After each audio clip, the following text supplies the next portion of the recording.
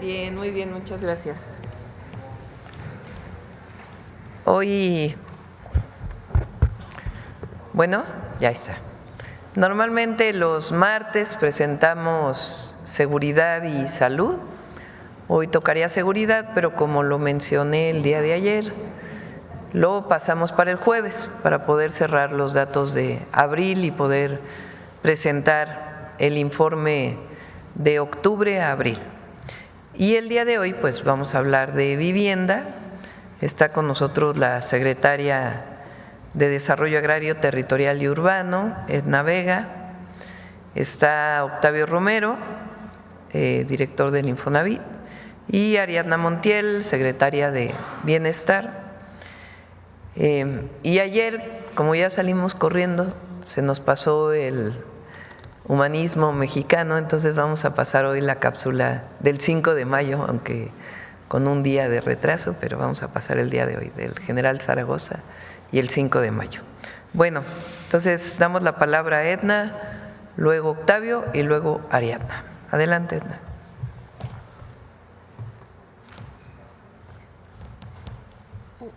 ¿Me prestaría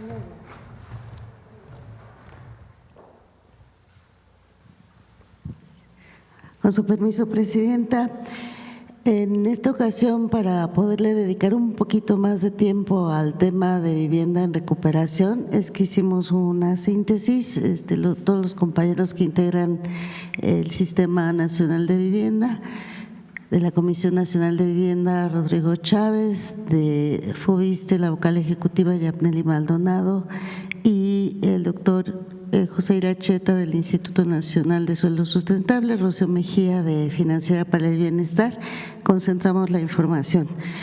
Recordar pues siempre el objetivo del programa, que es la construcción de 1.100.000 viviendas nuevas, 1 millón de escrituras y 1.500.000 mejoramientos y ampliaciones. Y lo que haremos este año, 186.000 viviendas nuevas, 300.000 créditos y apoyos de mejoramiento y 120.000 escrituras, con el objetivo de crear también 9.6 millones de empleos indirectos y más de 14 empleos indirectos. Con lo que haremos este año, toda la meta de este año va a permitir 1.7 millones de empleos, ya vamos a iniciar la medición de estos empleos generados y 2.6 indirectos. En total, más de 13 millones de personas beneficiarias a lo largo de los 6 años y este año 2.1. Esta es la meta y la tenemos clara día a día para que no haya ningún tipo de confusión.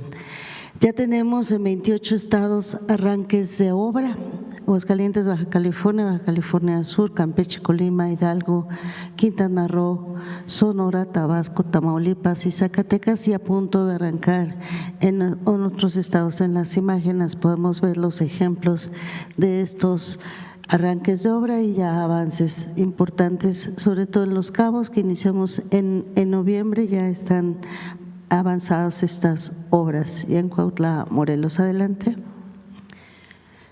Ejemplos de lo que se ha hecho, los eventos de primeras piedras que hubo en varios estados y de arranques han sido muy importantes porque han significado el impulso en cada una de las entidades para, sobre todo, consolidar la relación con los gobiernos estatales y municipales. Prácticamente, que ven imágenes de todos los estados, nos faltan muy poquitos de estos eventos, pero no quiere decir que no haya iniciado la obra. Adelante. Todas estas son imágenes de esos eventos tan importantes. Adelante.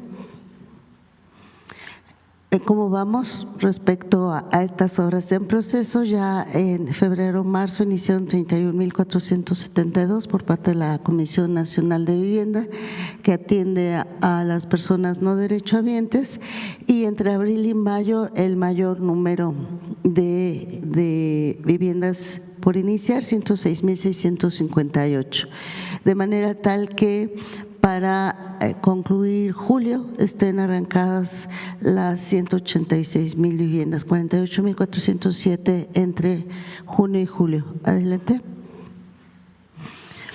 Se han instalado 32 mesas técnicas que son muy importantes, son donde con los gobiernos estatales y municipales se va evaluando proyecto por proyecto y se resuelve cualquier duda de tipo técnico o jurídico.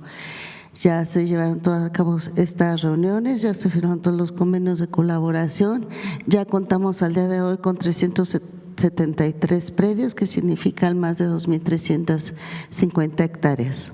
Adelante. Pero aquí va a ser muy rápido irles mostrando, Pau, si nos ayudan a ir poco a poco y transmitiendo los renders de los distintos proyectos, Los Cabos en Baja California Sur, de CONAVI, San Agustín Tlaxiaca en Hidalgo, de CONAVI, adelante, otro predio también ahí en el CONAVI, adelante. Ustedes pueden ver la diferencia de niveles, hemos respetado cabalmente la normatividad de cada uno de los municipios, y hay donde, por ejemplo, el caso de Yucatán, donde nos pidieron que fuera vivienda horizontal por las condiciones culturales de la región, y así lo hemos hecho y se está recuperando mucho el tipo de suelo.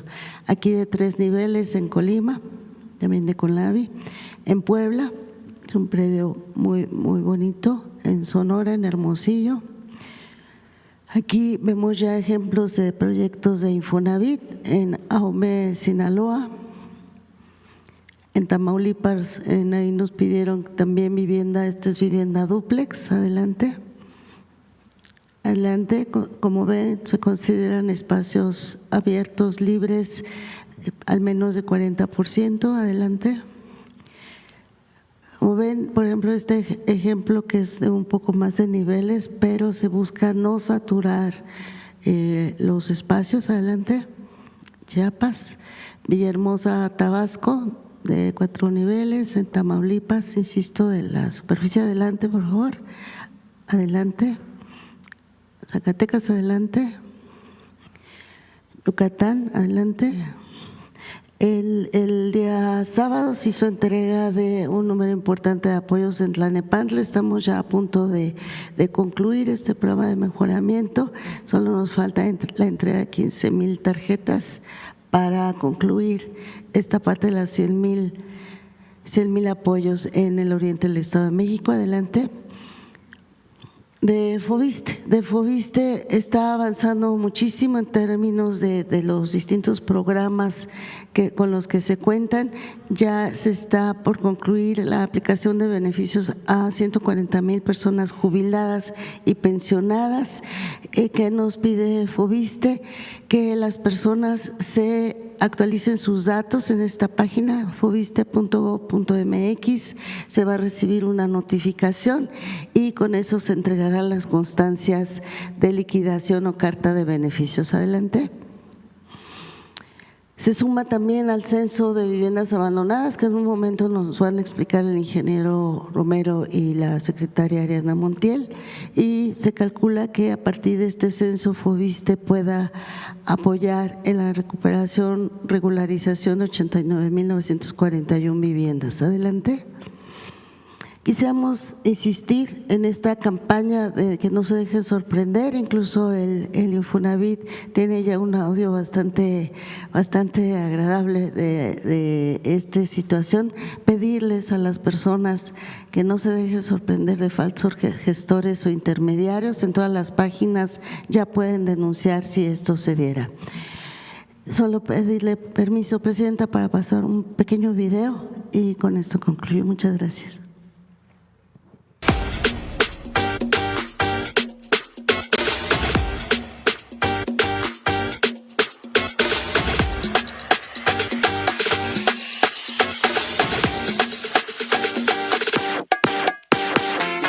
Habíamos puesto una meta de 130,000 viviendas este año, pero le hemos aumentado a 180,000 viviendas en 2025 con Infonavit y CONAVI.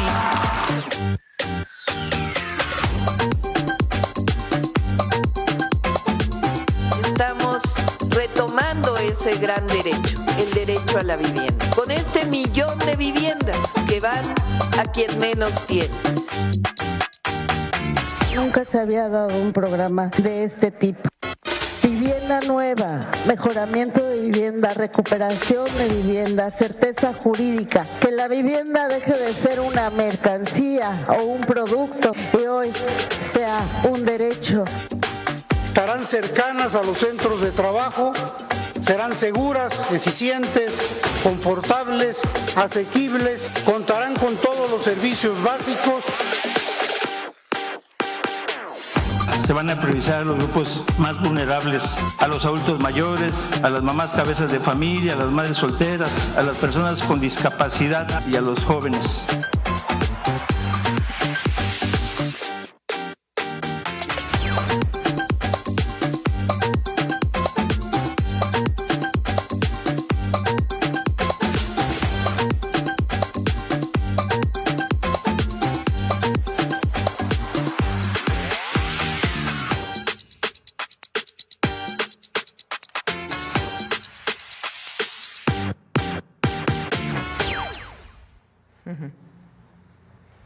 Adelante, Octavio.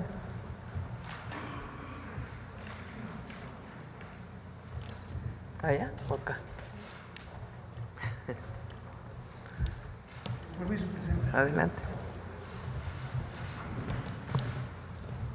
Muy buenos días. Allá está el micrófono. Buenos días. Vamos a hablar de 3 puntos el día de hoy. El censo de vivienda es uno de ellos. El primero, el otro que tiene que ver con el congelamiento de los más de 4 millones de créditos. Esa es una sorpresa que tenemos ahorita, porque ya son bastante más que 4 millones. Y finalmente, ¿cómo vamos con la construcción de vivienda?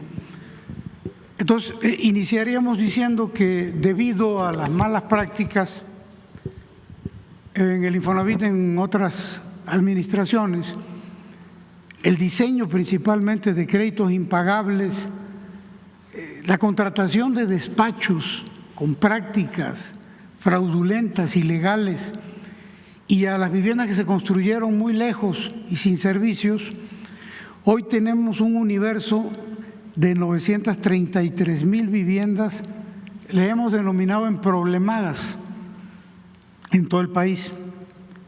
La presidenta Claudia Sheinbaum nos instruyó que de manera coordinada con la Secretaría de Bienestar realizáramos un censo para tener un diagnóstico real y poder encontrar soluciones a la problemática. Aquí decir que la Secretaría de Bienestar nada más hace el censo, casi nada. Prácticamente ellos lo hacen todo.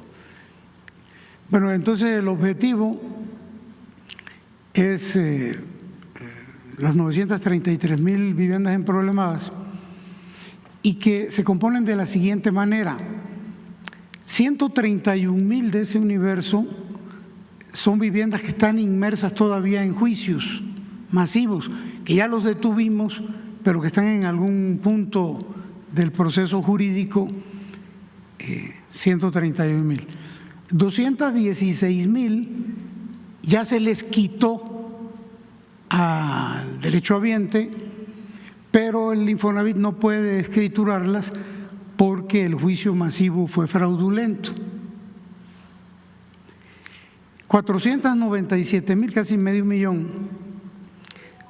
son viviendas que desde hace muchísimos años no pagan los derechohabientes, mucho tiempo en cartera vencida, y esto se puede deber al famoso crédito impagable o a que se asignaron esas viviendas muy retiradas, la gente quizás no las ocupó nunca. El problema aquí es que el derechohabiente sigue apareciendo con un adeudo, aunque no necesariamente viva en ese lugar. Y 89,000, casi 90,000 viviendas que corresponden al Fobiste con sus respectivas problemáticas que seguramente son las mismas. La que sigue, por favor. Entonces el censo, aquí pusimos identificará, pero en realidad el censo está identificando, porque ya inició, básicamente la vivienda que está ocupada y la desocupada. La vivienda ocupada nos va a permitir este censo saber si la está ocupando el acreditado original, si es un tercero con consentimiento del acreditado o si está ocupada de manera irregular.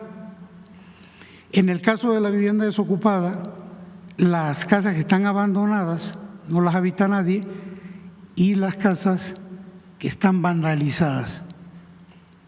La que sigue, por favor. ¿Cuál es el resultado que llevamos al día de hoy del censo? Bueno, se han censado 47.845 viviendas y un poco una hipótesis que teníamos nosotros de que la mayoría estaban ocupadas, nos está arrojando de estas 47.000 que el 87% está ocupada y el 13% está desocupada. La que sigue, por favor.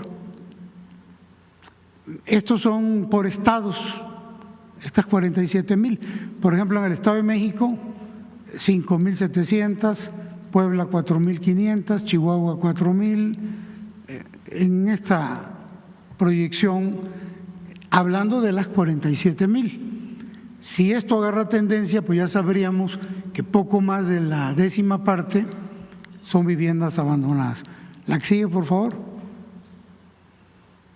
Entonces, a partir del censo, ya de este diagnóstico, vamos a poder ofrecer algunas de las soluciones.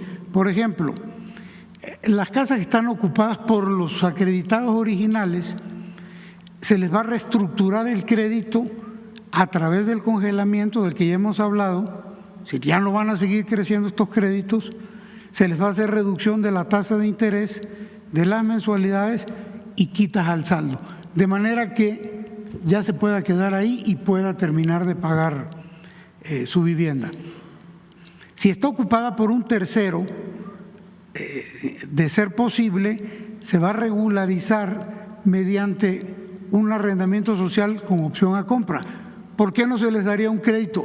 Porque el tercero no necesariamente es derechohabiente. Entonces no le podemos dar un crédito, pero como ya la casa pudiera ser propiedad del Infonavit o ya recuperada, sí la podemos rentar con opción a compra, de manera que no haya necesidad de un desalojo. Y bueno, en el caso de las viviendas desocupadas y o vandalizadas, se va a rehabilitar el inmueble para otorgarse mediante el esquema de arrendamiento social con opción a compra. Aquí pueden entrar jóvenes, jefas de familia, gente que tiene problemas de algún tipo de discapacidad. Esas serían algunas de las soluciones. Van a depender de si no siguen saliendo otro tipo de problemas. La que sigue, por favor. Bueno, ahí terminaríamos con el tema del censo. ¿Cómo vamos con los créditos impagables, Presidenta? La que sigue, por favor. Bueno, hablábamos primero de 4 millones, luego de 4.025.000, ya está actualizado el número, son 4.155.000 al 31 de marzo. De esta cantidad, todos están congelados, ya no sube ninguno de los 4.155.000. 630.000 ya están resueltos en términos de que se les disminuyó la tasa, mensualidad, y se les hizo una quita al saldo. Esta gente ya pueden pagar o ya pagaron, en algunos casos, su crédito, ya son o propietarios o están ya en la facilidad absoluta de poder pagar.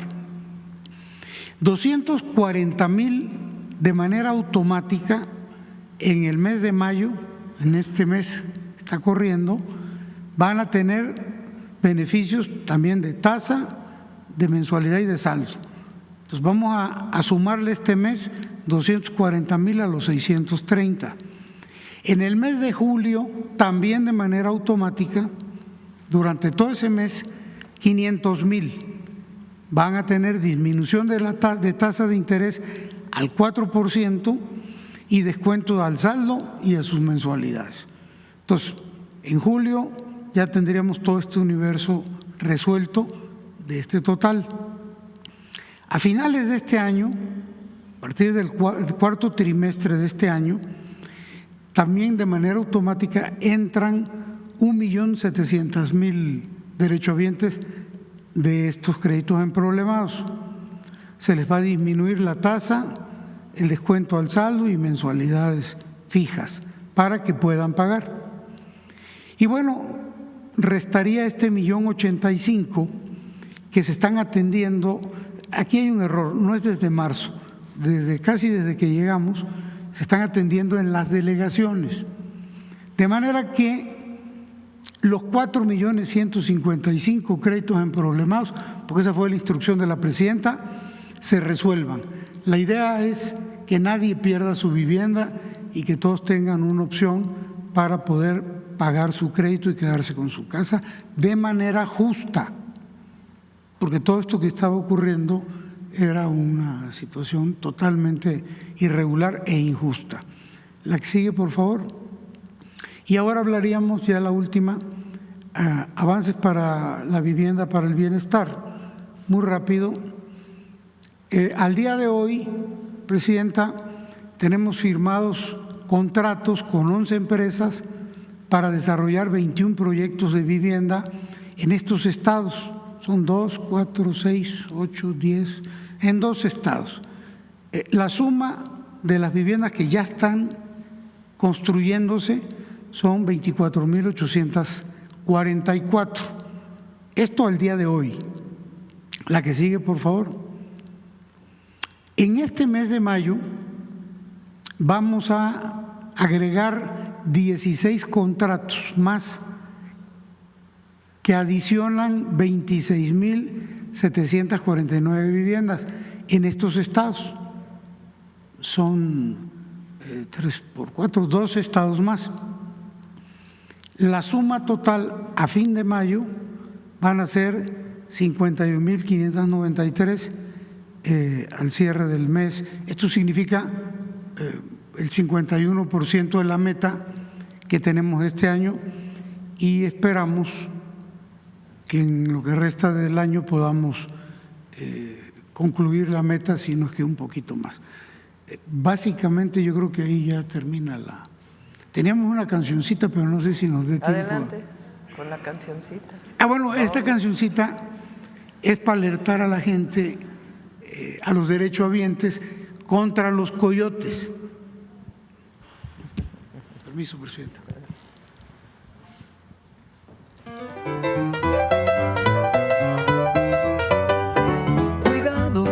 Los coyotes, no te dejes engañar.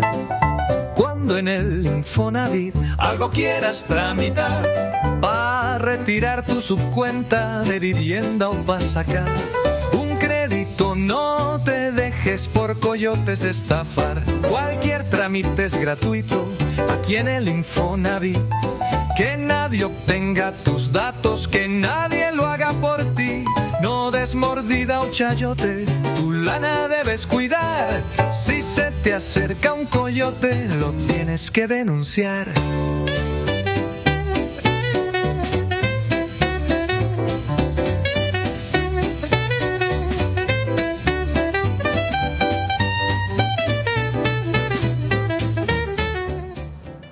Muchas gracias. Bueno, Ariadna. Con su permiso, Presidenta. Como aquí ya se ha informado, nosotros desde Bienestar estamos trabajando en apoyo a Infonavit y a SEDATU para realizar el censo. De manera muy breve, si me ayudan con la presentación. Gracias. Este es el mapa de donde se está realizando el censo. Estamos trabajando en 32 estados de la República, en 255 zonas, regiones de bienestar. Nuestro trabajo se divide en estados y a su vez en regiones para organizar el trabajo. Así lo hacemos para todos los programas. Y están participando 255 regiones, 1.062 municipios y como ya se ha informado son 842,000 registros que estamos, viviendas que estamos visitando, más lo del FOBISTE que también ya llegó. Y son 1.632 servidores y servidoras de la Nación que conforme a la aplicación viene el padrón y se visita casa por casa, que es la actividad que hacemos para todos los programas. Adelante. Esta es una fotografía de una vivienda abandonada o de un grupo de viviendas abandonadas, y decirles que esta acción que está realizando la SEDATU y el Infonavit es muy importante porque también va a coadyuvar a la construcción de la paz, el derecho a la vivienda adecuada, pero también hemos caminado y justo en estas zonas donde las viviendas están abandonadas, vandalizadas, pues se presentan delitos. Adelante. Y estas otras fotografías son justo de las viviendas que tienen algún crédito, y como ustedes ven, están en términos generales en condiciones las familias de, una vez que se retire, digamos, las quitas y lo que aquí se ha planteado como un programa de regularización de la vivienda, les va a beneficiar mucho a las personas.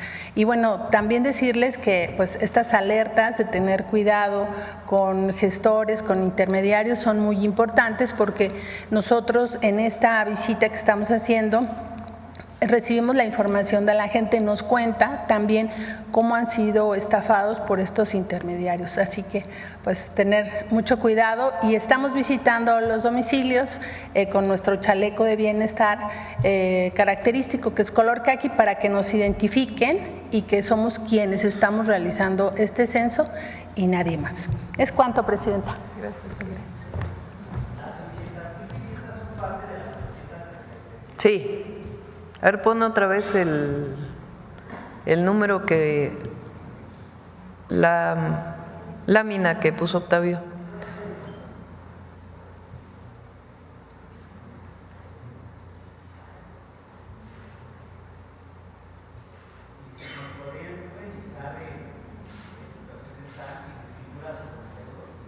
¿Perdón? Si nos podría precisar si están sin escrituras o con adeudos estas 600,000. A ver, Octavio, si quieres, de nuevo estás. La pregunta es si están con adeudos. Sí, ¿en qué circunstancias están? Si no tienen escritura. No, la anterior, la anterior, la primera. No, esa. Estas. A ver, tu micrófono, por favor.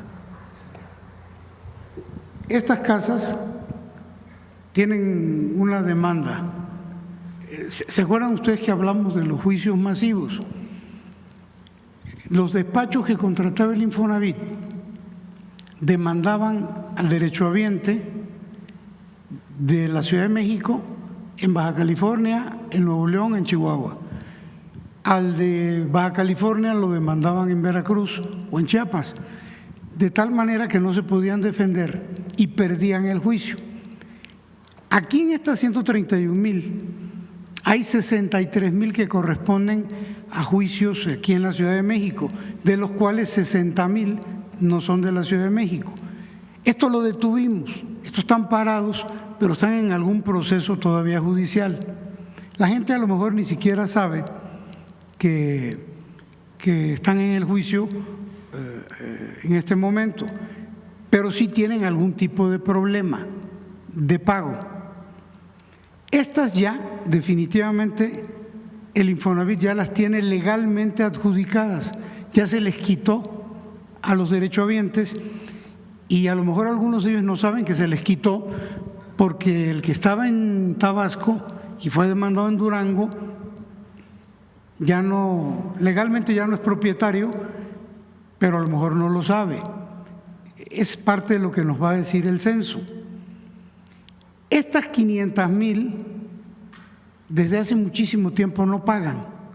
Puede ser que desde el principio de la asignación de la casa, porque a lo mejor estaba a 20 kilómetros de distancia, pues no les convino, no habían servicios.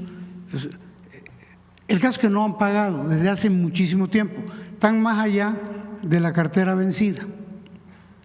Entonces hay que revisar quién está ocupando esta vivienda en este momento. Estas ya corresponden al FOBISTE. Todas tienen un problema en algún dado momento. No estamos recibiendo ningún tipo de pago y por eso consideramos que están emproblemadas. Son parte de este asunto, ¿no?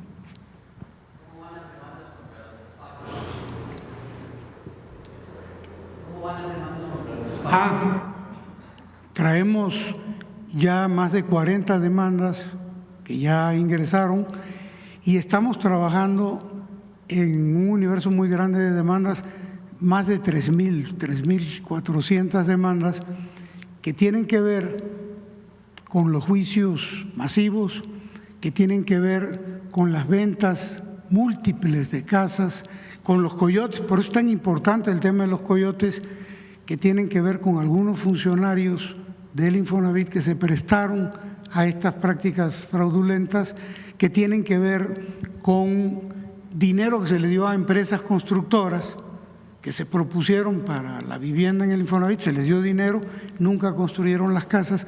Estamos trabajando con la Consejería por órdenes de la Presidenta, con la Consejería y con Fiscalía para armar y ser muy sólidos con las demandas y no las reboten.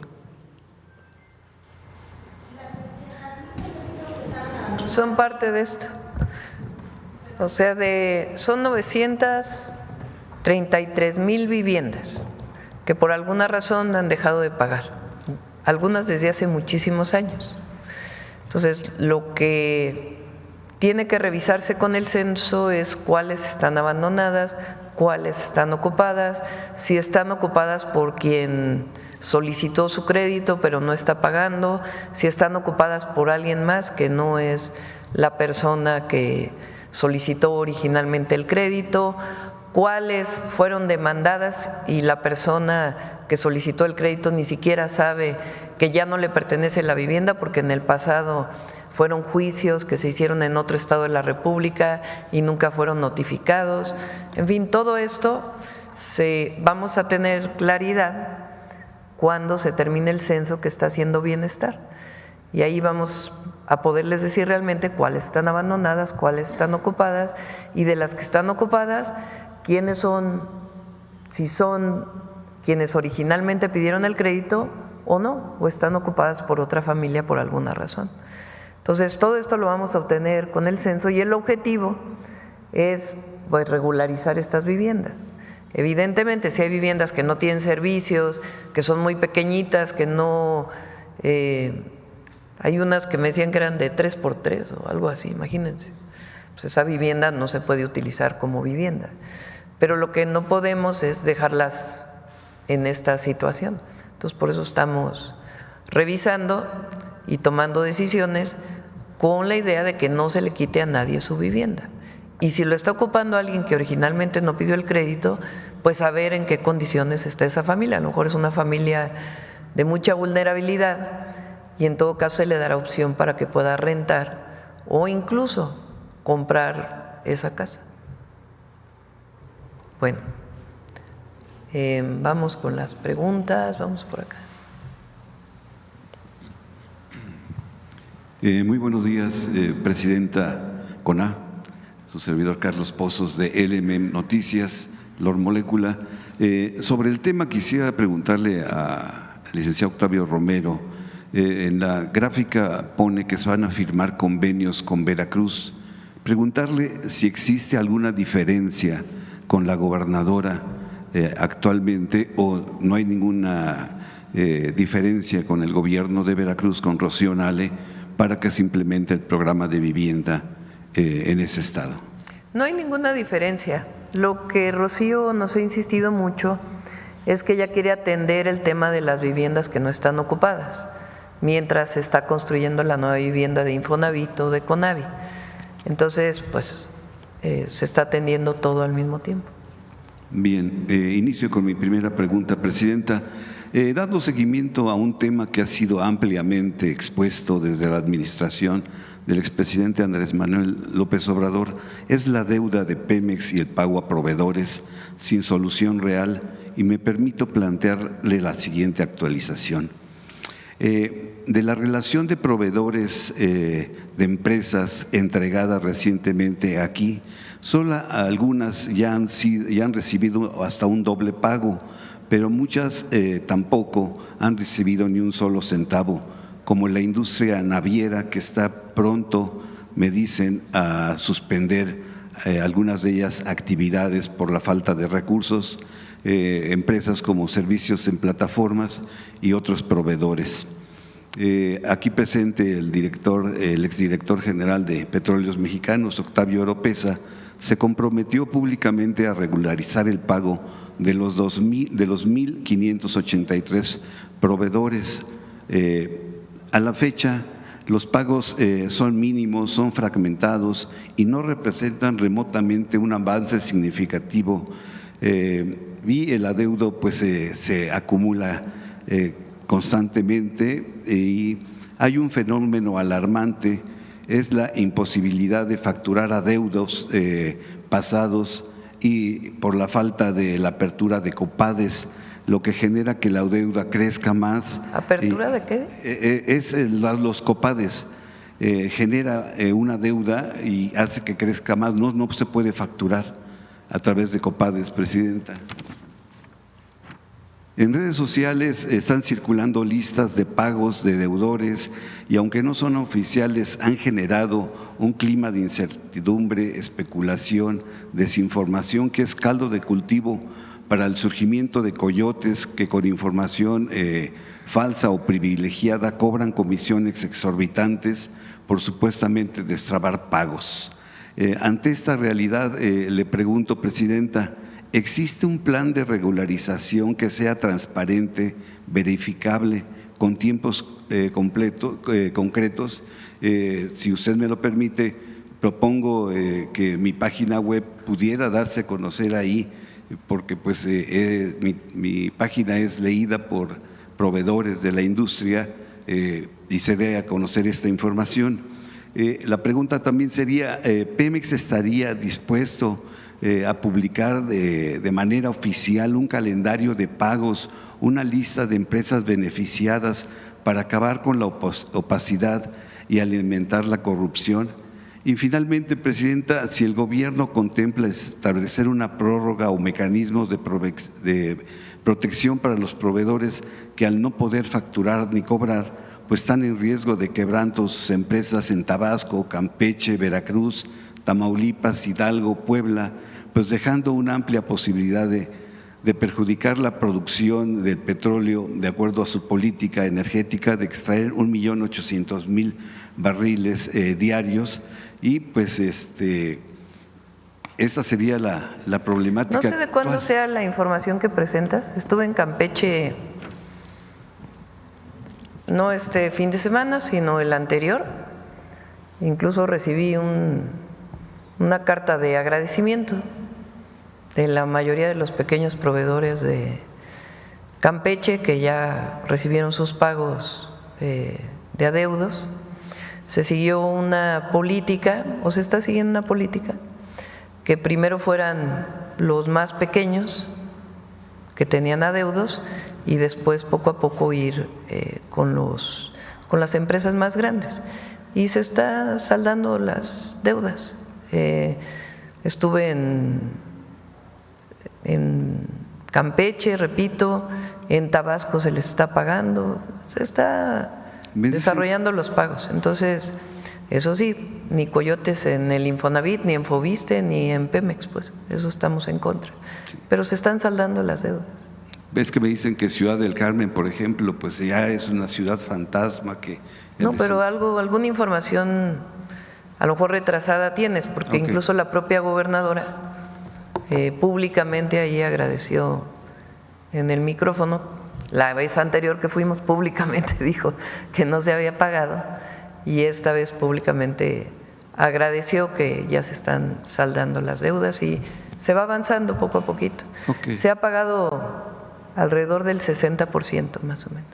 Aquí tengo una relación actualizada de acuerdo pues, a los datos que me han proporcionado pues, proveedores de diferentes ramas de la industria de Pemex. Si gusta, se la puedo entregar. Sí, cómo no, aquí. Con todo gusto. Ok. Sí, pero se está saldando, para que no… Y hay transparencia, no hay problema. Perfecto. Como segunda pregunta, Presidenta, asistí ayer a los festejos del 164 aniversario de la batalla de 5 de mayo en Puebla. En ese marco, Alejandro Armenta, gobernador del estado, en su mensaje considera que su presencia en el desfile tuvo mucho simbolismo y que hay que entender y leer entre líneas y saber leer su presencia. El gobernador poblano considera atinada y eficaz la diplomacia de su gobierno, que no significa arrodillarse frente al poderoso país del norte. Destacó que la diplomacia mexicana va acompañada de la lealtad absoluta de las Fuerzas Armadas, del Ejército Mexicano, de la Armada de México y de la Guardia Nacional. Mi pregunta es, Presidenta, ¿México mantendrá su posición de firmeza soberana frente a las tentaciones y ataques del imperio neoliberal? ¿Y qué podemos esperar cuando queremos labrar un verdadero lazo de amistad con nuestros pueblos hermanos como Estados Unidos?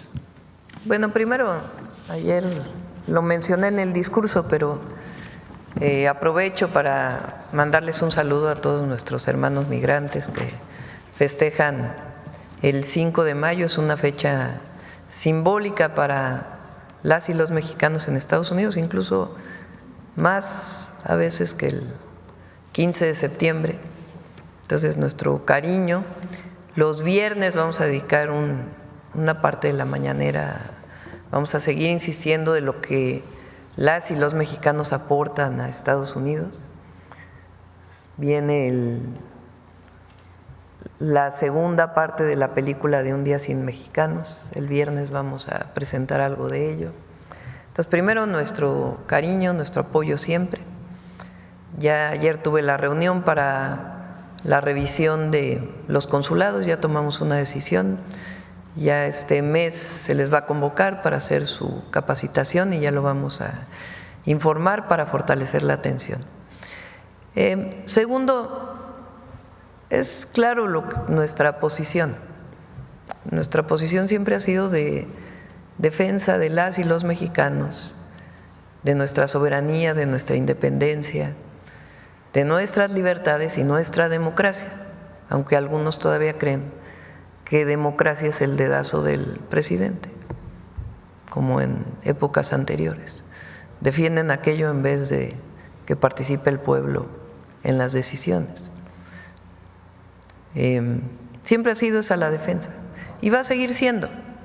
Y hasta ahora, con sus características actuales, con la administración del presidente Trump, pero ha habido muy buena comunicación y hasta ahora ha habido respeto. Entonces, eso es lo que nosotros siempre hemos solicitado, siempre hemos dicho, y continuar con las pláticas. El día de hoy, por ejemplo, el secretario Ebrard está en Washington en una reunión con el secretario de Comercio de los Estados Unidos para ver distintos temas que todavía están pendientes y avanzar todavía más. Entonces, hay muy buena relación. Entonces, ¿no hay fractura en las relaciones con Estados Unidos? No. Hay pues una característica especial de la administración Trump de cómo comunica, el cambio profundo que ha habido en el comercio internacional a partir de su llegada. Eso es obvio, notorio y todo el mundo lo sabe. Ha cambiado la situación económica mundial a partir de la decisión del presidente Trump de poner aranceles a muchos países. En esa circunstancia, México tiene una situación mejor que la de otros países, o menos mala que la de otros países. A mí me gusta decir mejor que la de otros países, por el tratado comercial y también, creo yo, por la relación que hemos establecido y la comunicación. Entonces, hay muy buena comunicación y la va a seguir habiendo. Bien, finalmente, Presidenta, una constante y que se espera que se termine con la elección de jueces, magistrados y ministros en junio próximo es el conflicto de intereses que existe entre algunos miembros del Poder Judicial y despachos de abogados. Esto es algo que sucede con frecuencia en el actual sistema judicial. En este espacio, por citar ejemplos, está el caso del señor Arturo Gómez Lara, quien permanece en prisión preventiva en Torreón, Coahuila, desde hace 18 meses. De enero pasado a la fecha, autoridades federales han buscado intervenir solicitando en más de 5 ocasiones el expediente, a lo que se ha hecho caso omiso. Presidenta, el asunto está bajo el control del Poder Judicial de Coahuila y cuyo magistrado presidente es Felipe Mary Ayub, que por cierto participará en las elecciones de junio. El organismo a su cargo ha negado acatar la instrucción del Tribunal Colegiado Federal y ordenó al juez José Manuel Borrego Rodríguez quitar la prisión preventiva por considerarla excesiva. El juzgador sí la quitó, pero al final de la misma audiencia la volvió a imponer el mismo juez que se opuso a entrevistar a 2 testigos claves para la liberación de Gómez Lara. La pregunta en sí, Presidenta, a 25 días de las elecciones del 1 de junio, ¿la reforma al Poder Judicial acabará con esos jueces, magistrados, ministros conservadores que tanto han dañado al pueblo de México? Pues depende del pueblo, depende de la gente. ¿Por quién va a votar? Lo importante es que va a votar. Por ahí hay otra cancioncita, hoy que estamos de cancioncitas. A ver si… Ayer me la presentaron una cancioncita de promoción de la votación del 1 de junio. Para ponerla, lo importante es que participe la gente. Que la gente participe, que se informe, que sepan los perfiles, que conozcan pues quién es quién y puedan ejercer su voto libremente. Ya estamos a 25 días. Estamos a 25 días. Ha subido mucho el conocimiento de la votación del 1 de junio.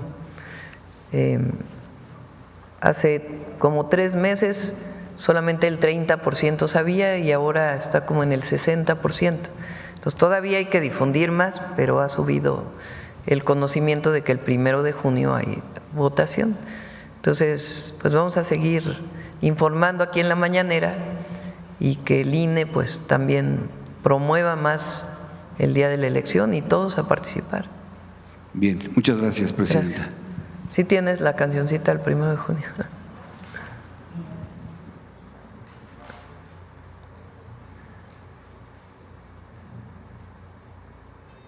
Escucha fuerte en todo México.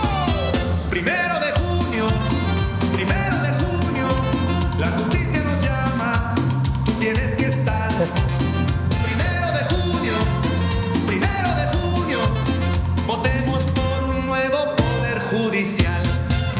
Es una elección histórica, no te puedes quedar atrás. México es cada vez más democrático, vamos a participar, honesto y sin corrupción. Así lo vamos a lograr, un poder judicial del pueblo que sí sepa juzgar. Está buena, ¿no?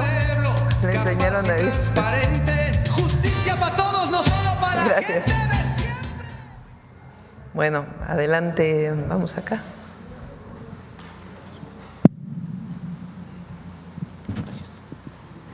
Buenos días, Presidenta. Buenos días. Servidoras, servidores públicos. Buenos días a todas y todos. Sósimo Camacho, de Luces del Siglo y del noticiero Luces Mañaneras.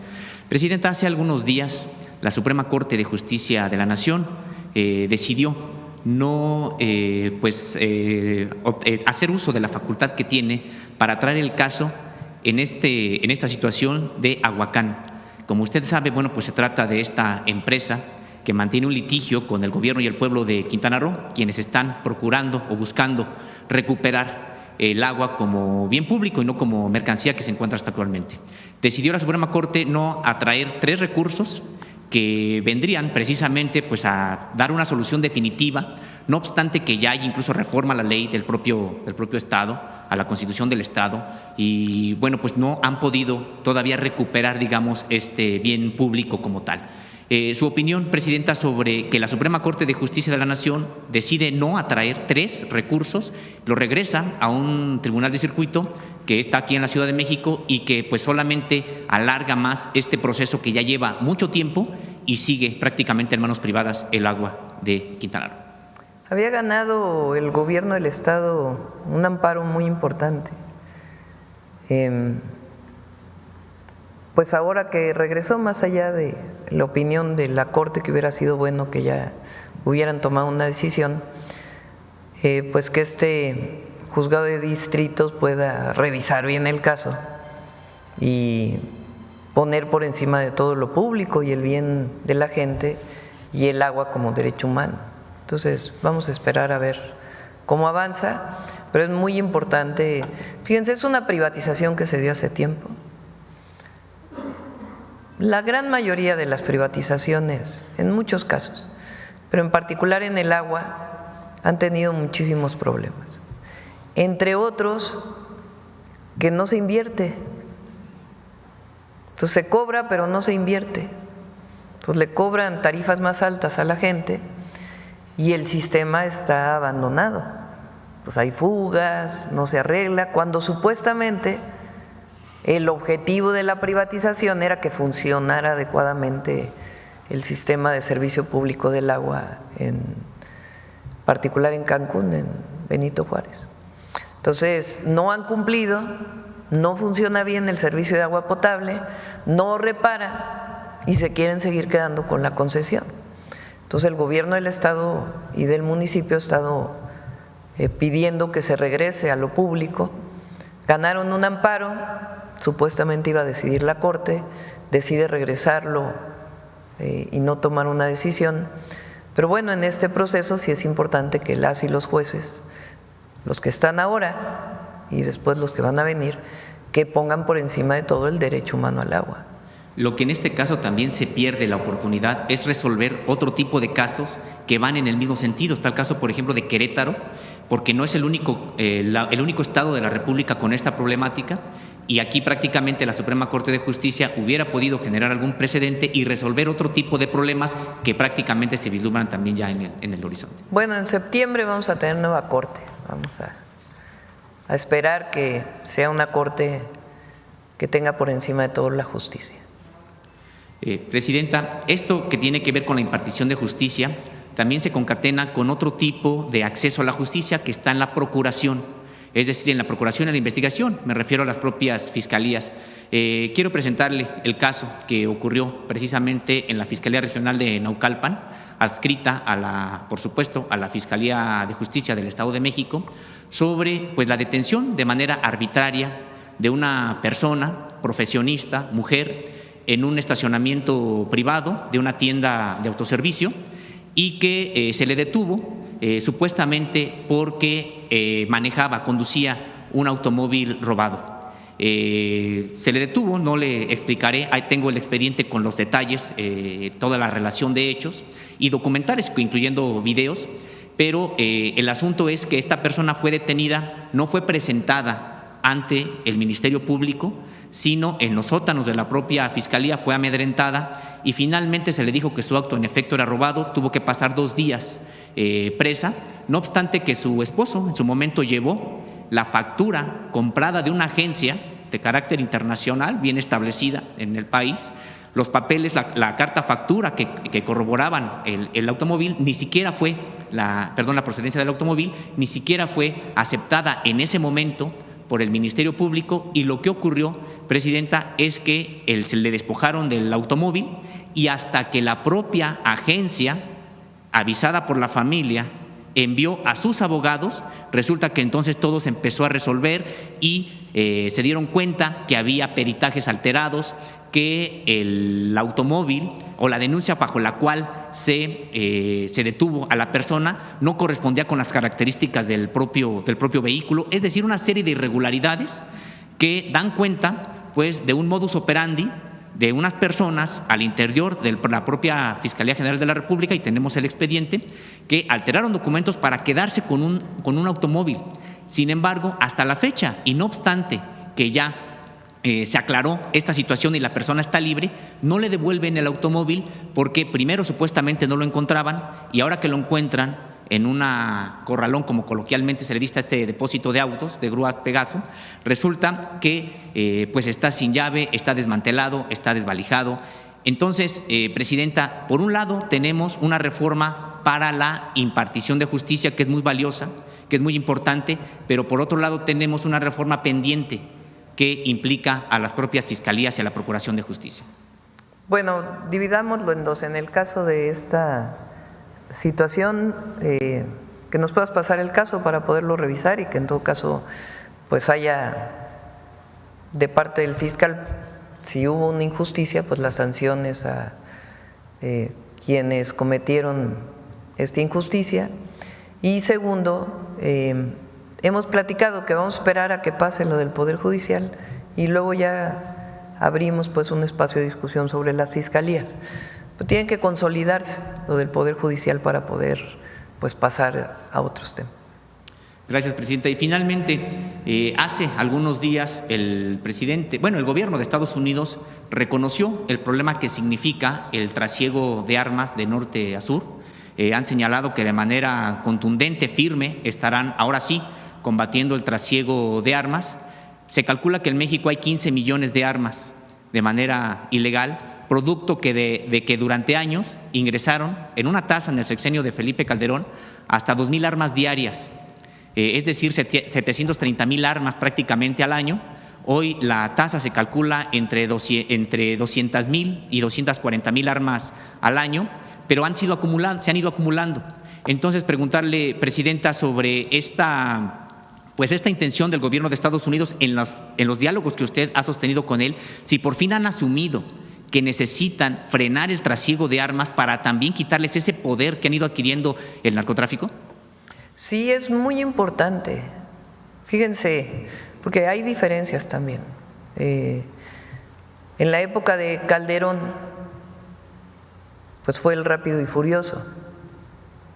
Una terrible irresponsabilidad de que supuestamente iban a pasar armas con chips para ver dónde iban a quedar las armas. Llegaron a México, le quitaron los chips y estuvieron en manos de la delincuencia.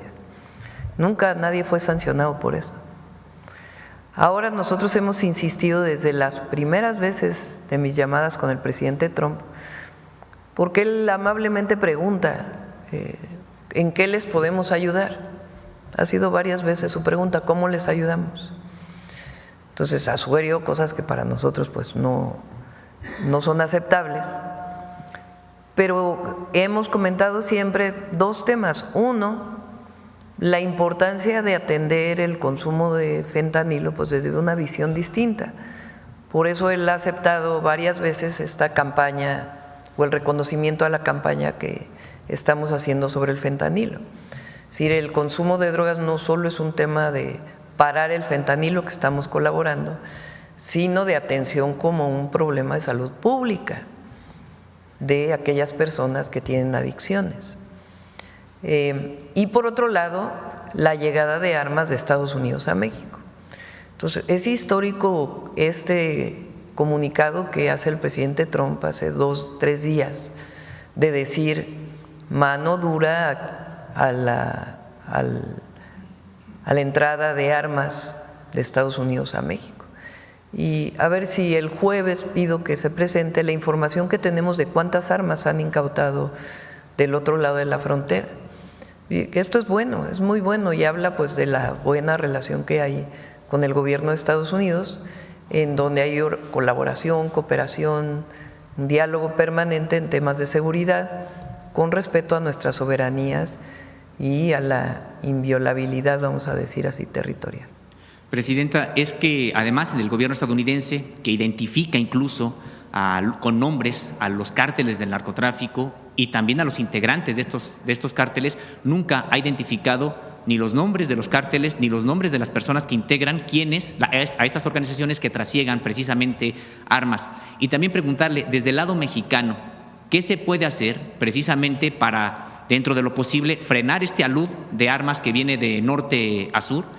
Sobre todo en las garitas, en todos aquellos lugares que son ingreso también, que han sido ingreso de armas desde Estados Unidos a México. Ha habido también una parte muy importante de incautación de armas, así como hay incautación de droga, como hay destrucción de laboratorios de metanfetaminas, permanentemente ya ha crecido de manera importante, está la incautación de armas. Y por otro lado, desde atención a las causas, el programa de Sí al Desarme, Sí a la Paz, que también ha sido muy importante porque son un número muy importante de armas cortas, de fusiles y granadas, de armas largas, incluso granadas se han entregado 2.500 en este son proceso. más o menos las que han recuperado estopines, muchos que ha entregado voluntariamente la gente, y eso también es importante. Gracias, presidente. Gracias. A ver acá.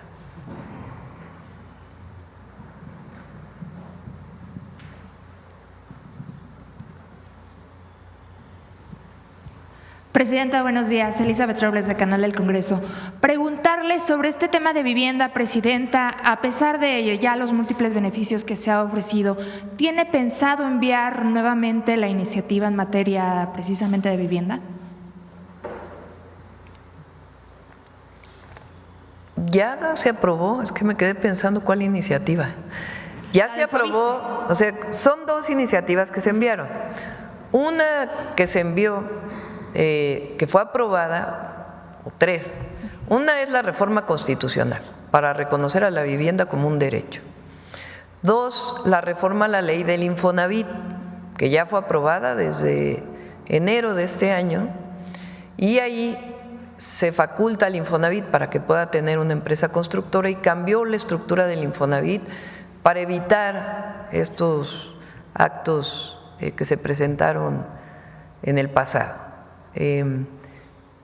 Más en la ley ya se había condonado, o bueno, apoyado a 2 millones de derechohabientes, de trabajadoras y trabajadores con deudas del Infonavit, y con la ley se atiende a otros 2 millones que se les están disminuyendo sus deudas, congelando, etcétera, porque era una injusticia como fueron hechas. Entonces, la ley del Infonavit ya se pasó, ya se hicieron los cambios y eso nos está permitiendo acelerar la vivienda, porque ya no solo es el crédito a la vivienda, sino la construcción de viviendas y particularmente, esto es muy importante, para las y los trabajadores que ganan entre 1 y 2 salarios mínimos. Estamos atendiendo a quien en realidad nunca ha atendido el Infonavit. Entonces, eso es por un lado. La otra fue una reforma a la ley del ISSSTE, que esa la paramos, porque las y los maestros se interpretó de una manera distinta, no estaban de acuerdo, entonces decidimos pararla, pero eso no quiere decir que no se estén condonando las deudas del Infonavit, que lo hicimos a través de un decreto. Entonces, en ese sentido está todo ya en forma para poder cumplir con el 1.100.000 viviendas. Fíjense, a ver, pon la primera lámina que puso Edna. Luego se dice muy rápido, pero es muchísimo. Son 4 millones de personas que están viendo reducidas las deudas que tienen al Infonavit. Cerca de 400.000 de Fobiste, eso por un lado.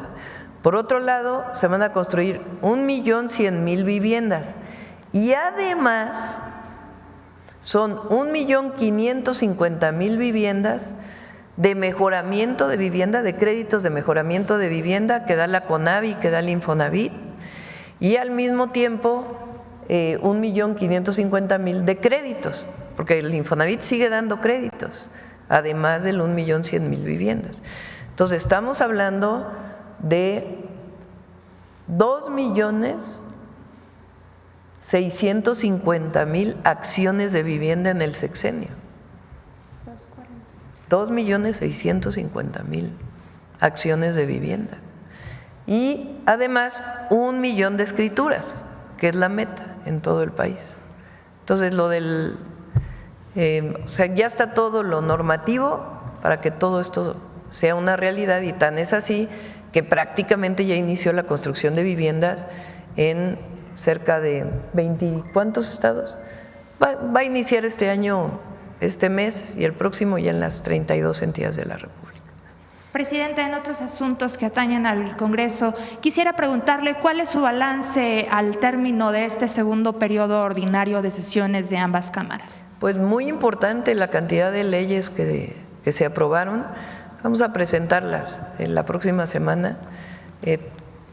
Desde septiembre de este Congreso, cuántas reformas constitucionales se han aprobado y cuántas leyes se han aprobado. Es una cantidad muy importante. Han estado trabajando muy bien, la verdad, todos los diputados y diputadas, senadores y senadoras.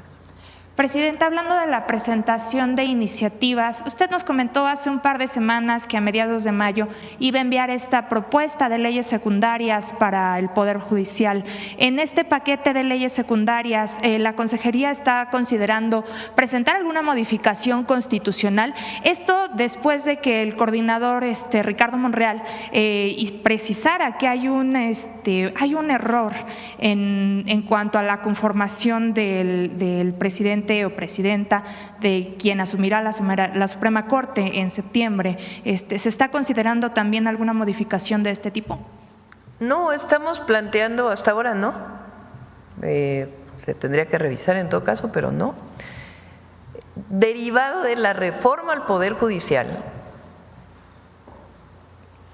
porque la reforma al Poder Judicial tiene que ver con la elección, pero tiene que ver también con otros temas, como por ejemplo la reducción de tiempos para resolver juicios. Por ejemplo, si un juicio mercantil o un juicio por deuda de impuestos que lleva años, ahora la Constitución establece que tiene que resolverse en 6 meses. Entonces, para resolverse en 6 meses, pues hay que cambiar muchas leyes secundarias para que los procedimientos judiciales sean más expeditos. Entonces, tiene que ver con esto y otros temas que están vinculados con la reforma al Poder Judicial. Entonces, todas esas leyes se presentan a mediados de este mes, mediados de mayo, con el objetivo de que haya sesión extraordinaria del Congreso. Hay varias leyes pendientes, están las de la reforma al Poder Judicial, todas las leyes secundarias, está la ley del IFETEL, que va a haber Parlamento abierto, ya lo decidió el Senado, está la ley del organismo antimonopolio, que sustituye a la COFESE. Están pendientes también leyes que tienen que ver con la seguridad, varias leyes relacionadas con la Guardia Nacional y leyes relacionadas con el Sistema Nacional de Inteligencia e Investigación y el Secretariado de Seguridad Pública. Entonces son varias leyes y estamos pidiendo en su momento, ya cuando se envíen las del Poder Judicial, pues un periodo extraordinario para que puedan ser aprobadas todas estas leyes, o en su caso, con su modificación que establezca el propio Congreso. Presidenta, finalmente, como cada lunes, el senador Noroña nos ha comentado que se reúnen con usted aquí en el Ejecutivo. Ayer estuvieron en Puebla, tuvieron oportunidad de platicar sobre algunos de los temas a los que se van a hacer modificaciones sobre esta ley de telecomunicaciones esta semana en el Parlamento. Se va a hacer el Parlamento abierto y estamos revisando algunos temas que se han planteado. La esencia de la ley no cambia. En lo que estamos planteando, pero evidentemente no hay nada que tenga que ver con coartar la libertad de expresión. Muchas gracias, presidente. Sí. Acá. Ahora no hubo paridad de género en la primera fila. Gracias, presidenta. Buenos días a todos. Nancy Rodríguez, de Oro Sólido y Empuje Migrante. Presidenta, afortunadamente la Cancillería ya nos hizo llegar el estatus del asunto de los niños, de los 4 niños que les quitaron en Estados Unidos a un matrimonio de hermanos migrantes para poder darle seguimiento. Muchas gracias. Pero lamentablemente, presidenta, la cónsul de Oklahoma, Edurne Pineda, quien encabeza este proceso, dio entrevistas a medios locales allá en Estados Unidos, porque tienden mucho algunos cónsules, en Telemundo, Univisión y en medios locales, donde señaló que es mentira lo que yo le informé aquí en la mañanera, y que ella no sabe quién me dio la información, presidenta. Esto es muy lamentable, estas declaraciones. Aquí tengo la entrevista, incluso porque me la mandaron precisamente hermanos migrantes. Le quiero informar, presidenta, que yo tengo comunicación directa con los papás de los niños, incluso aquí tengo sus comunicaciones.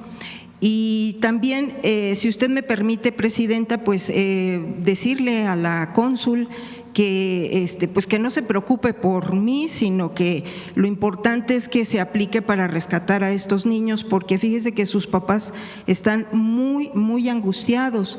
No sé por qué negó esta información que di aquí con usted, si lo está confirmando la propia Cancillería. No sé si tenga usted alguna observación al respecto. La Cancillería lo está atendiendo, ¿no? Y se puso en contacto contigo, y más allá del contacto contigo, pues de atención a esta situación. Así es. Gracias, presidenta. También el programa, bueno, la semana pasada tuve comunicación con algunos diputados migrantes, presidenta, y me hicieron favor de ponerme al teléfono al señor Baldomero Capis. Él es el líder de los jornaleros, presidenta, del Fondo de Ahorros de Campesinos de los Braceros, que se fueron a Estados Unidos después de la Segunda Guerra Mundial. Fíjese que yo no tenía conocimiento en detalle de este asunto. Seguramente usted sí conoce bien el caso. Son trabajadores que se fueron a ayudar a Estados Unidos después de la Segunda Guerra Mundial en el área del campo y también en los trenes allá en Estados Unidos. Se les dio alojamiento y comida y su pago correspondiente, pero no sé por qué se les descontó 10% que se depositó en un banco en Estados Unidos, pero posteriormente Estados Unidos envió todo ese dinero a Banrural, al gobierno de México, y no se les entregó, nunca se les entregó a estos braceros. Es este movimiento que le digo que yo no lo conocía, ya hablé con el señor que es uno de los líderes, y en 2008 la Suprema Corte falló a su favor, pero es fecha que no les responden, presidenta. Entonces ellos pues piden una audiencia con quien usted les indique, sobre todo, como dicen ellos, por justicia, para recibir incluso hasta paulatinamente tal vez este pago, porque ingresó al gobierno mexicano, pero nunca se les entregó. Lo revisamos con todo gusto. ¿Sí? Ok. Sí. Es todo, presidenta. Gracias. A ver acá.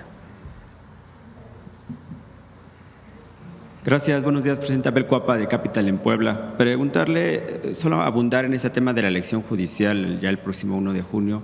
También nos han documentado casos de candidatos que están, en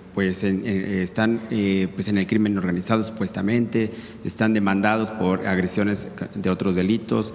Saber su panorama, cómo usted se percibe esta situación, tomando en cuenta que ya viene la elección el próximo 1 de junio. Pues ya di mi opinión sobre eso. Si hay algún caso de esta situación, pues que resuelva el INE o el tribunal. Pero 99.999. Okay. Es decir, la gente va a saber por quién elegir. No hay que tenerle preocupación a la elección. El pueblo está consciente, sabe de qué se trata, está informado. Aunque a algunos no les guste, no les gusta a muchos que el pueblo decida, pero para eso llegó la transformación, para que el pueblo decida. Esa es la gran diferencia. Antes decidían unos cuantos, ahora decide el pueblo. Entonces va a salir bien la elección, que salga la gente a participar, a votar. Fíjense, antes decidía uno con el Senado, y si antes de la reforma al Poder Judicial, ¿quién decidía quiénes eran los ministros? El presidente enviaba su terna y sobre esa terna decidía el Senado. Pero el presidente mandaba la terna, ¿no? O sea, 3. Y sobre eso decidía el Senado. Si el Senado no se ponía de acuerdo en 2 ocasiones, entonces decidía el presidente. ¿Quién puso esa regla? ¿En qué época? Zedillo. En la época de Zedillo se aprobó esa reforma. Entonces, ¿quién decidía? Pues una persona, ¿no? Más el Senado. Ahora, ¿quién va a decidir? Supónganse que así no participe casi nadie. 5 millones de personas. Estoy diciendo un número hipotético, no tiene nada que ver con lo que yo pienso. Pues es muy distinto que decida uno que decidan 5 millones. Ahora, si participan 10, pues imagínense, es otra cosa. No hay que tenerle miedo al pueblo, al contrario. Hay que estar muy orgullosos del pueblo de México. Ok, Presidenta. También otro tema, una situación está pasando en Puebla con el colectivo Voz de los Desaparecidos. Repito, son números hipotéticos, para que no anden diciendo que yo tengo mis números de quién va a votar, quién no va a votar. Dije los números como nada más para poner en comparación lo que significa que decida una persona frente a millones. Claro. Le comentaba, hay una situación en Puebla que está pasando con el colectivo Voz de los Desaparecidos, que es un grupo de madres buscadoras desde hace ya casi 7 años que se conformó. Hace unos días el secretario de Gobernación, Samuel Aguilar Pala, el secretario de Gobernación del Estado, él está minimizando y revictimizando su lucha. Él comentaba que, esto a raíz del nuevo comisionado ahí en Puebla, que se dio nuevo nombramiento. Las madres buscadoras pues no están conformes con esta persona. Usted, desde la Federación se ha impulsado el apoyo a las madres buscadoras. ¿Cuál sería el mensaje al gobierno de Puebla o a la Secretaría de Gobernación en este caso que está minimizando la lucha de este colectivo? Es muy bueno Alejandro Armenta. La verdad es un muy buen gobernador. Entonces él tiene sensibilidad y él estoy segura que va a atender esta situación y cualquier otra. Está haciendo muy buen trabajo. Precisamente en ese tema del gobernador de Puebla, Presidenta, ya por último, va a haber ajustes en su gabinete del gobierno del Estado, él lo anunció hace unos días. Él comentaba que creo que sí van a venir aquí al gobierno federal, no sé si usted tenga conocimiento, incluso ayer lo visitó, estuvo con él en el desfile, no sé si platicó sobre esta situación. No tengo conocimiento de lo que comentas. Lo que sí, pues es que el exgobernador de Puebla, Sergio Salomón Céspedes, ya está al frente del Instituto Nacional de Migración y va a hacer también un excelente trabajo, también muy bueno, Sergio. Hizo un gran trabajo al frente del gobierno de Puebla. Gracias. Acá. Gracias, Presidenta. Muy buenos días a todos. Juan Fierro del periódico tiempo.com.mx y puentelibre.mx en Ciudad Juárez. Presidenta, en el tema de la carta que envió a Morena, tras este decálogo que se votó y se aprobó inspirado en su carta, militantes comenzaron a culparse entre sí. Un ejemplo de ello es que en el caso del llamado turismo político, no tardaron en señalar al senador Fernández Noroña. También otros creen que tienen rienda suelta porque no se aprobó nada en el tema de las campañas anticipadas. Sí se aprobó, eso me lo preguntaron ayer. Pregunté ahí al equipo que por qué decían eso y me dijeron que lo que pasa es que se cambió de un transitorio a un punto del resolutivo final. Pero no es cierto que no se haya aprobado, Okay. Sí se aprobó. Entonces, nada más tomando esto en cuenta, Presidenta, los señalamientos, pues que donde se están apuntando los mismos miembros de Morena, preguntarle, ¿ese era el espíritu de la Presidenta en su carta, que se empiecen a señalar pues de esta manera? ¿Y cómo debe permear, el decálogo en los militantes? No, es normal pues que haya debate, que haya discusión, qué bueno. Pero hay mucha unidad en el movimiento de transformación con el pueblo, que es lo más importante. Por supuesto que hay quien le gusta pues estar haciendo grande pues un debate ahí interno.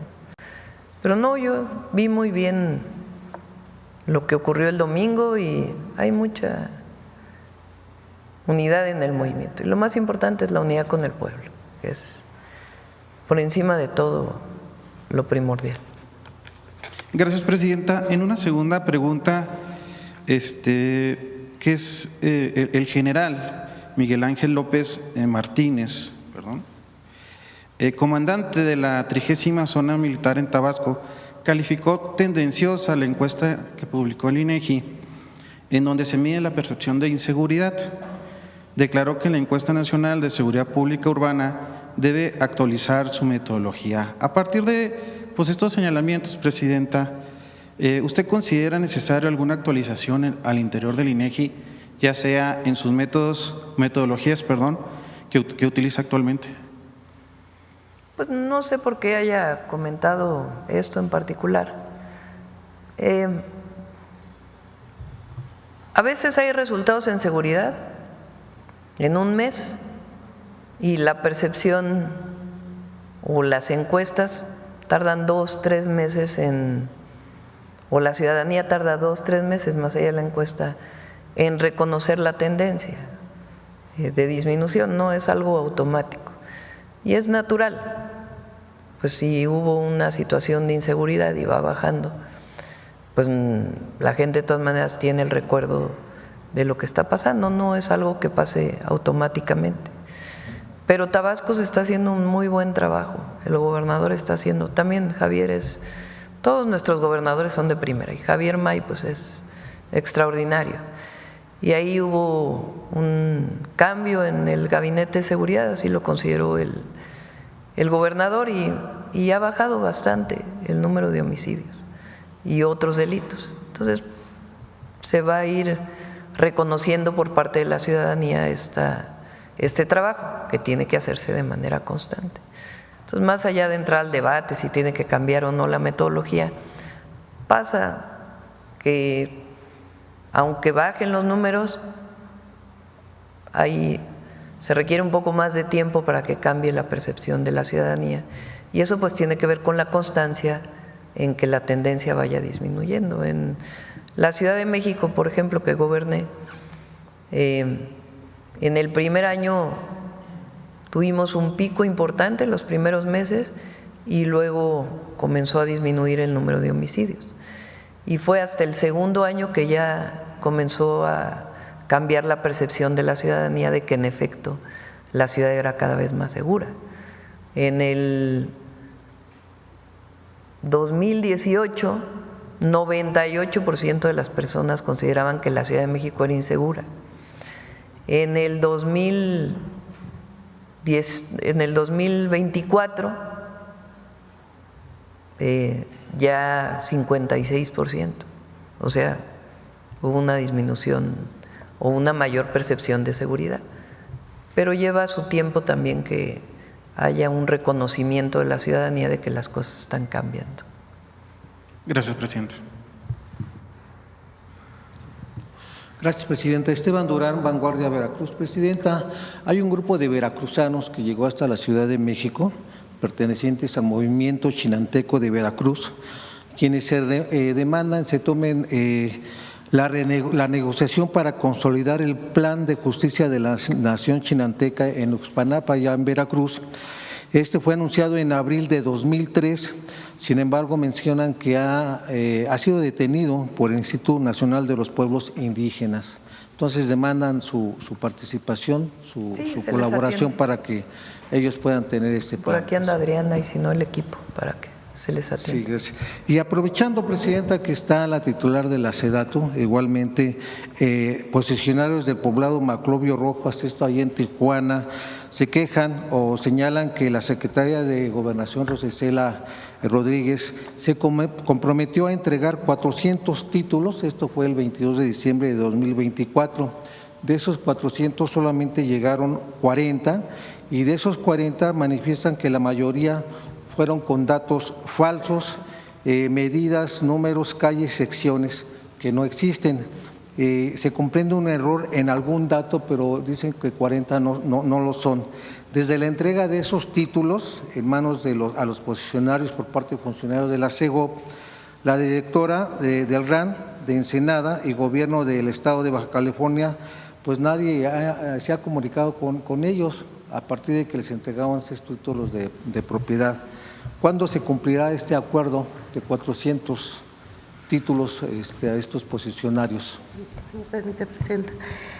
En realidad, el proceso de títulos es mucho mayor a 400. Estamos hablando de más de 2.500 que están en proceso. Efectivamente, hubo un error. Fue un error técnico en la medida que se estaba trabajando con un padrón registrado anterior y hubo errores de nombre, también hubo errores porque se trabajó con el padrón original, pero ese predio ya se había subdividido y ese elemento no se consideró a la hora de emitir título, entonces hubo que regresarlos. Se ha cumplido cabalmente con todos los compromisos que se han asumido con la colonia, con el ejido, y va en proceso. Entonces se retiraron esos 40 títulos con error, se está procediendo a la subdivisión de esos predios, que fue el origen del error, y se continúa en coordinación con la Secretaría de Gobernación y con el Gobierno del Estado. No se ha detenido para nada el proceso y esperamos en un corto plazo ya poder dar un informe del avance sustancial de estos títulos. Entonces, ¿sí se entregarán estos 400 títulos? Sí, por supuesto títulos? Que sí, Muy por bien. supuesto. Gracias. Gracias. Presidente, en otro tema, ya en Sinaloa ya van 13 alcaldes desaforados durante el gobierno de Rubén Rocha. El último fue Gerardo Vargas, de Los Mochis, y apenas la semana pasada, bueno, sucedió esto. En el caso de los dos primeros fue Culiacán y Mazatlán, y no hubo consecuencias penales. Sin embargo, esto ha generado varias críticas y señalan que esto puede ser un posible uso político de las instituciones contra rivales internos de Morena. ¿Cuál es su opinión al respecto, Presidenta, de que pues no pueda haber estos usos, estas manifestaciones, utilizando a las fiscalías estatales? Lo comenté hace unos días. Digo, si hay pruebas de alguna irregularidad, etcétera, pues están los mecanismos jurídicos para hacer este desafuero. Si no hay pruebas y es un tema político, pues no está bien. Pero no tengo conocimiento en particular del caso. Sí, Presidenta. Ya finalmente, usted señaló en el tema de Cuauhtémoc Blanco, que empieza sobre algunas denuncias de que pues todo el mundo es inocente hasta que no se compruebe lo contrario.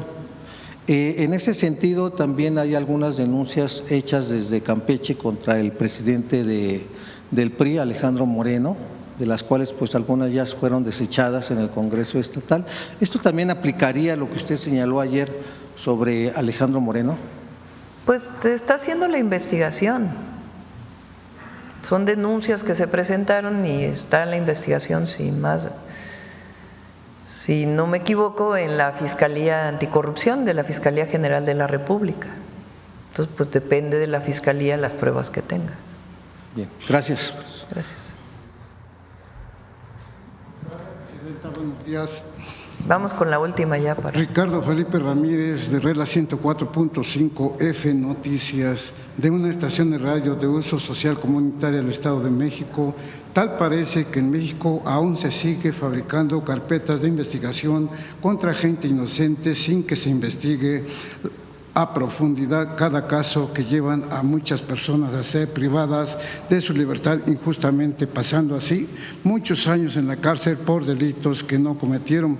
Puede ser el caso de dos jóvenes, los hermanos Iván y Noel Viveros Navarro, quienes fueron detenidos desde el pasado 5 de septiembre del año 23, acusados injustamente del delito de secuestro agravado y desaparición de persona. La mamá de ellos, la señora Edith N., pide a la presidenta de México, licenciada Claudia Sheinbaum Pardo, así como a la licenciada Rosicela Rodríguez y al licenciado Omar García Harfuch, para que se realice una exhaustiva investigación para que sus hijos son señalados inicialmente de secuestro agravado, posteriormente de desaparición de personas. pero ella dice que tiene pruebas y testimonios contundentes de la inocencia de sus hijos. Ambos fueron trasladados ilegalmente y maltratados durante su detención en Baja California sin ser informados de los cargos ni mostrarles orden de aprehensión alguna. Lo revisamos. En otro caso, licenciada, el señor Jerónimo Pérez Velasco les dice su valiosa ayuda para el esclarecimiento de recuperación de mi bien inmueble del que fui despojado de manera arbitraria y que se encuentra ubicado en la calle de Benito Juárez, manzana número 1 de la colonia Tepalcate, San Sebastián, Chimalpa, a lo cual levanté una carpeta de investigación por el delito de despojo en contra de las personas que secuestraron dentro de mi casa y extorsión en contra, y al estar levantado esta carpeta avisa un vecino que unas personas desconocidas estaban cambiando la chapa de mi casa, el cual me presento a ese domicilio con mi esposa e hijos, a lo cual le solicité el por qué estaba haciendo eso, diciéndome que el propietario lo contrató dando el nombre del señor Jorge Senil Fajardo y que él no tardaba en llegar, visualizando que ya no se tardaba en llegar, visualizando, encontraba ningún mueble dentro de mi hogar, por lo que en ese momento pedí apoyo a una patrulla del municipio, llevándonos hasta el Ministerio Público, acreditando nuevamente con documentos originales de mi propiedad. También lo revisamos. Ok, muchas gracias, presidenta. Gracias. Bueno, vamos a pasar la del... Ayer hubo en redes sociales mucho ruido porque no se ha publicado el calendario oficial. Sí, si quieres, preséntalo, Ariana.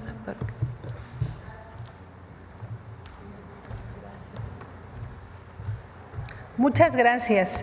Regularmente pagamos los primeros días del mes, solo que ahora se atravesó el 1 de mayo y el día 5, que son inhábiles para el sistema financiero, y el depósito va a caer a partir del día de mañana y hasta el día 30.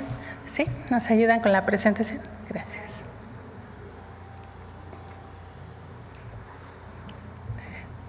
Gracias. Vamos a depositarle a 12.7 millones de adultos mayores que ya cuentan con su pensión. Adelante. A 1.107.000 mujeres de la pensión Mujeres Bienestar. Adelante. 1.364.000 personas con discapacidad van a recibir su apoyo, y decirles también que quienes se registraron a la pensión vamos a entregar las tarjetas en el mes de junio y van a empezar a recibir su apoyo a partir de ese mes. Adelante. 163.000 madres trabajadoras también van a recibir su pago bimestral. Adelante. Sembrando Vida, son 423.227 derechohabientes del programa y también está contemplado su pago. Adelante. En suma, estamos casi llegando a 16 millones de derechohabientes que recibirán su apoyo a partir del día de mañana. Adelante. Y decirles, esto es muy importante, para quienes recibieron sus tarjetas durante el mes de abril, les llegará su pago a partir del día de mañana. Solamente los de la letra A van a recibir el viernes, porque se va a juntar con la letra B, solamente por el inicio. Para quienes recibieron su tarjeta recientemente, porque pasa por el proceso del pago del banco, y el depósito se realizará a partir del día 7 y hasta el 30 de mayo. Adelante. Y aquí está el calendario de pago. Como ustedes saben, se paga por la inicial del primer apellido de las personas para que se brinde una atención adecuada. Ahí está el calendario y ya está todo listo para que a partir del día de mañana caigan los depósitos. Gracias, presidenta. Vamos rápido al video que se nos pasó ayer. Ignacio Zaragoza es el símbolo que representa la dignidad y el valor de un pueblo unido que defiende su soberanía y su independencia y que es capaz de derrotar a un ejército invasor considerado el más poderoso de su época. Ignacio Zaragoza nació el 24 de marzo de 1829 en la Bahía del Espíritu Santo, en el estado de Coahuila, Texas. Su padre fue un patriota militar que luchó contra los rebeldes tejanos, buscando impedir la segregación de esa provincia y mantener así la integridad de la República Mexicana. Siendo un niño, el amor por la patria lo aprendió con el ejemplo de su padre. Al comenzar la década de 1850, el joven Zaragoza ingresó como miliciano a la Guardia Nacional, milicias populares creadas para defender la soberanía nacional. Pronto obtuvo el rango de sargento. Al estallar la Guerra de Reforma, como consecuencia de la actitud de los conservadores de rechazar la Constitución de 1857 y mantener los fueros del clero y el ejército, Zaragoza se alistó rápidamente del lado liberal y contribuyó a la defensa de la sede del Congreso y a las batallas para recuperar la cárcel de la Acordada y de la Ciudadela. El 25 de diciembre de 1860 llegó a la capital del país, que quedó temporalmente bajo su mando. Él organizó la entrada triunfal del ejército liberal, que desfiló, con Benito Juárez a la cabeza, el 11 de enero de 1861, en medio del clamor popular. Unos meses después, el joven general fue nombrado en Puebla por el presidente Juárez ministro de Guerra y Marina. Pero pronto vendría un reto mayor. En 1862, el Estado estaba en una muy complicada situación económica y las grandes potencias coloniales e imperialistas querían utilizar las deudas de México para justificar nuevos intentos de conquistar el territorio nacional. El ejército francés desembarcó en enero en el puerto de Veracruz. Estaban absolutamente confiados de su victoria y se decían el ejército más poderoso del mundo. La mañana del 5 de mayo de 1862, frente a la ciudad de Puebla, Zaragoza arengó a sus tropas.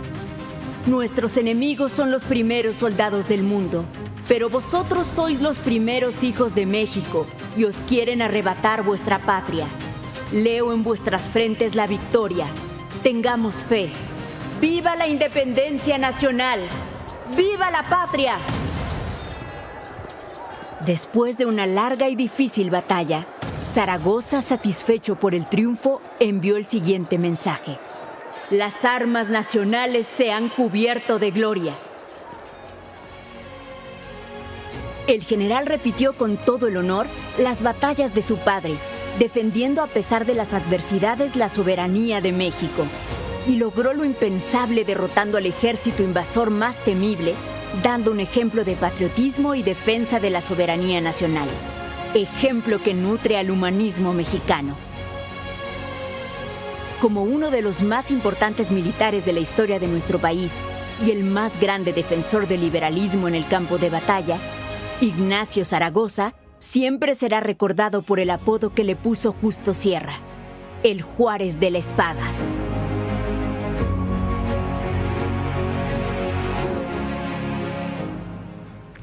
Gracias a todas y a todos. Nos vemos mañana.